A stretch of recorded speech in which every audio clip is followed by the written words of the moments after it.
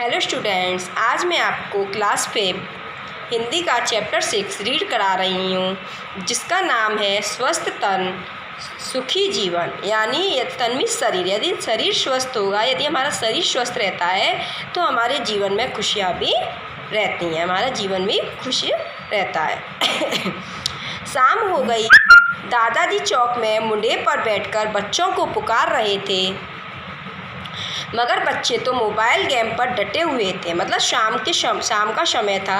दादाजी चौक में, यानी एक घर छत के मुंडे पर, चौक में मतलब एक चौक का जो मुड़ा हुआ जो हिस्सा होता है उसको बोलते हैं मुंडे।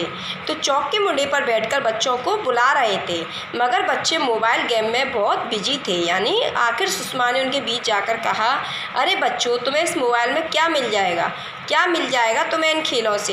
दादाजी के पास बैठो तो 2 बात काम की सीखोगे।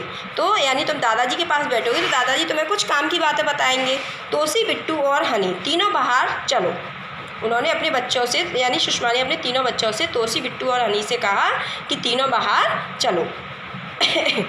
हाँ मम्मी, आप सही कह रही हैं, दादाजी की हर बात पते की होती है। मतलब दादाजी की हर बात सही है। कल भी तो कहानियों में कितनी अच्छी बातें बताई थी दादाजी ने हमें, तोसी ने कहा। और फिर उसके साथ तीनों बच्चे दादाजी के पास आकर बैठ गए। वे बैठे तो किराएदार के दोनों बच्चे खुशी और अनु भी आकर बैठ गए। यानी जब सुषमा के तीनों बच्चे आए तो उनके मकान में किराएदार भी रहते थे और उनके बच्चों का नाम था खुशी और अनु। तो वो भी वहाँ पर दादाजी के पास आकर बैठ गए।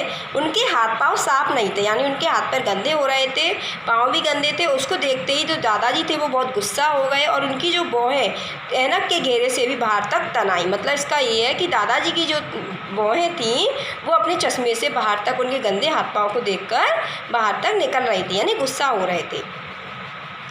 वे कहने लगे, बुरी बात है गंदगी। यानी उन्होंने फिर बच्चों को बताया कि जो गंदगी होती है वो बुरी बात है, क्योंकि अच्छी बात है सफाई। जो गंदगी होती है वो हमें बीमारी लाती है, यानी हमें बीमार करती है, और जो सफाई होती है वो हमें स्वस्थ बनाती है, यानी बचाती है। बच्चों ने खुशी और अनु की ओर देखा, तब तक वे हाथ पांव धोकर आ बैठे। यानी जब बच्चे ने खुशी और अनु को ओर देखा तो वो भी हाथ पांव धोकर आ बैठे। तब दादाजी ने शाबाशी दी और बोले, बेटा साफ़ सफाई रखो, अच्छी तबीयत हो, उसके लिए साफ स्वच्छ रहना और वातावरण को भी साफ स्वस्थ रखना ज़रूरी है। यानी हमें अपने शरीर के साथ साथ हमें अपने आसपास के वातावरण को भी साफ रखना चाहिए। यदि हम स्वस्थ होंगे, तंदुरुस्त होंगे तो हमें सब कुछ अच्छा लगेगा, हमें हंसने हंसाने का भी मन करेगा और रात को नींद भी अच्छी आती है। सुबह तरोताज़ा उठते हैं, हर काम फटाफट करते हैं, आलस्य हमारे पास तक नहीं भटकता। यदि हम अपने शरीर को स्वस्थ रखेंगे, साफ रखेंगे, तो हमारा सब कुछ काम करने का मन करेगा, हम स्वस्थ भी रहेंगे, नींद भी अच्छी आएगी, तरोताज़ा भी रहेंगे और हम सारे काम फटाफट कर लेंगे। इस तरह ये सारी बातें दादाजी ने बच्चों को बताई।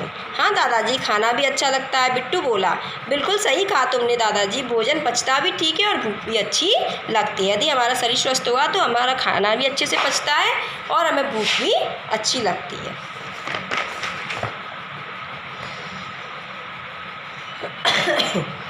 मगर यदि हमारी तबीयत ही ठीक नहीं होगी तो हमें कुछ भी अच्छा नहीं लगता, ना ही भूख लगती है, ना ही नींद आती है, और हमारा स्वभाव यानी हमारा शरीर भी कैसा हो जाता है, चिड़चिड़ा हो जाता है और हम उदास हो जाते हैं और हमारे मुंह से उबासियाँ भी आती रहती हैं।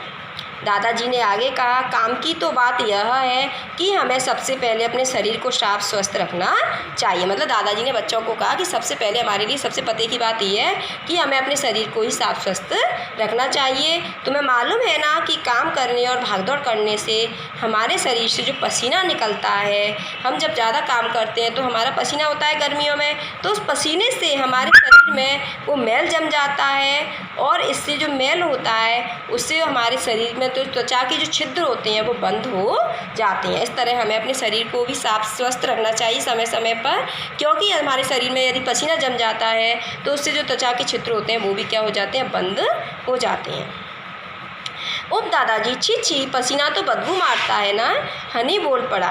तो दादाजी कहते हैं, हाँ बेटा, इसलिए हमें रोज़ाना नहाना चाहिए और हमें अपने शरीर पर मैल नहीं जमने देना चाहिए, और जो मैल होता है यदि जम जाता है तो मोटे कपड़े से रगड़ कर उसे साफ़ करना चाहिए। और हाँ, सुबह उठने और शाम को सोने से पहले हमें अपने दांत साफ भी करने चाहिए। हफ्ते में 2 बार नाखून काटने चाहिए और शौच के बाद साबुन से हाथ ज़रूर धोने चाहिए। जी दादाजी, सभी बच्चे एक साथ बोले। दादाजी आगे बोले, शरीर के साथ साथ हमें कपड़े भी साफ पहनने चाहिए। यानी हमें अपने शरीर को साफ रखना तो चाहिए, लेकिन साफ रखने के साथ साथ हमें साफ कपड़े भी पहनने चाहिए। गंदे कपड़ों में कीटाणु हो सकते हैं और जहाँ तक हो हमें कभी भी बिना धुले हुए कपड़े नहीं पहनने चाहिए। यानी हमें जहाँ तक हो हमें रोज़ाना धुले हुए कपड़े ही पहनने चाहिए। हमें घर को भी साफ़ सुथरा रखना चाहिए। सुषमा आकर बोली। अब सुषमा भी आई, यानी उन बच्चों की माँ का नाम है सुषमा। तो वो बोली तो दादाजी ने कहा, हाँ बहू, इस बात पर तो तुमने भी अच्छी तरह अमल कर रखा है। यानी तुमने भी अच्छी तरह ध्यान रखा है कि सुबह उठते ही झाड़ू लगाकर तुम फर्श और दीवारों की धूल नहीं जमने देती हो। बच्चों को पता होना चाहिए कि गंदगी से कीटाणुओं के फैलने का डर रहता है। सफाई नहीं होने पर नालियों में कीचड़ जमा हो जाता है और वहाँ भी कीटाणु पल सकते हैं। यानी हमें अपने शरीर के साथ साथ अपने घर की भी साफ़ सफाई रखनी चाहिए। हमें अपने घर में रोज़ाना झाड़ू लगाना चाहिए और फर्श पर पोंछा लगाकर उसे साफ़ रखना चाहिए, क्योंकि यदि घर भी गंदा होगा तो उसमें कीटाणु होंगे और उससे बीमारियां भी हो सकती हैं। तो दादाजी ने यह भी कहा कि खुली धूप और ताज़ी शुद्ध जो हवा होती है वो हमारे स्वास्थ्य यानी शरीर के लिए बहुत ज़रूरी है। और धूप से हमें क्या मिलता है? धूप से हमें विटामिन डी मिलती है। इसलिए हमें ताज़ी हवा और धूप का भी सेवन करना चाहिए। गर्मियों में नहीं धूप का, लेकिन सर्दियों में हमें धूप का सेवन करना चाहिए, क्योंकि धूप से हमें विटामिन डी मिलता है। जो शरीर के लिए बहुत ज़रूरी है, हम जो पानी पीते हैं वह शुद्ध हो। पानी को छानकर पीना चाहिए। मतलब हमें यह जानना ज़रूरी है कि हम जो पानी पी रहे हैं वो शुद्ध है क्या। यदि वो पानी शुद्ध नहीं है तो हमें उसे उबालकर और छानकर पीना चाहिए। पानी ऐसे कुएं का हो जिसकी रोज़ाना सफाई होती हो।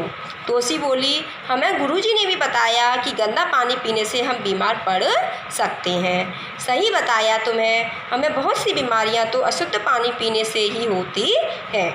हमें शुद्ध पानी ही पीना चाहिए।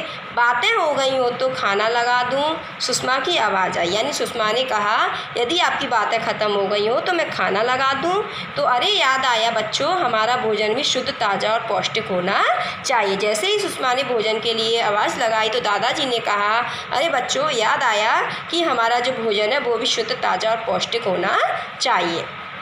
खुली हुई जो चीज़ें होती हैं जिन पर मक्खियाँ भिनभिनाती हों उन्हें हमें कभी नहीं खाना चाहिए। फल और सब्जियों का उपयोग हमें धोकर ही करने में क्या है? समझदारी है। यानी फल और सब्जियाँ हम जो बाज़ार से लाते हैं हमें उन्हें धोकर ही काम में लेना चाहिए। खुली चीज़ें और पहले से काट कर रखे फलों को खाने से हम बीमार पड़ने का डर रहता है। विद्यालय में मिलने वाली डिवार्मिंग की गोलियों से भी पेट की बीमारियां दूर रहती हैं। आयरन की गोलियों से स्वास्थ्य तरोताज़ा रहता है। दादाजी कहते गए। दादाजी ने सारी बातें बच्चों को समझाई। उसके बाद खाना लगा। तब तक उन्होंने यह भी बताया कि अच्छी तबीयत के लिए हमें रोज़ाना कसरत का मतलब होता है व्यायाम भी करना चाहिए। रोज़ाना खेल में रुचि ले, मगर वे खेल ऐसे हों जिससे शरीर का व्यायाम हो जाए। Kho kho, kabaddi, football, volleyball, table tennis, तैराकी आदि हम भले चंगे हो सकते हैं। मतलब इन खेलों से शरीर में क्या हो जाता है? शरीर की व्यायाम होती है। तभी दादाजी भी टहलते टहलते आ गई। तभी दादी जी भी टहलते टहलते आ गई और बातें सुनकर कहने लगी, कुछ मेरी भी सुन लो बच्चों। खुश रहना अच्छे स्वास्थ्य की निशानी है। यदि हम खुश रहेंगे तो हमारा स्वास्थ्य भी अच्छा रहेगा। ना हम चिढ़ेंगे, ना हमें गुस्सा आएगा, ना ही हम चिंता करें। धीरज और प्रसन्नता दिखाएं। धीरज मतलब धैर्य। तो धीरज और प्रसन्नता दिखाएं। कहा है ना, हंसो और हंसाओ, अच्छा स्वास्थ्य पाओ। मतलब हम हंसेंगे और दूसरों को हंसाएंगे तो हमारा जो स्वास्थ्य यानी जो शरीर होगा वो अच्छा होगा। इस तरह बच्चों इसमें पूरे स्वास्थ्य के बारे में बताया है। हमें किस किस चीज़ों का प्रयोग करना चाहिए, हमें सफाई रखनी चाहिए। इस तरह इसमें पूरे चैप्टर में बताया है। चैप्टर कंप्लीट हुआ। Thank you.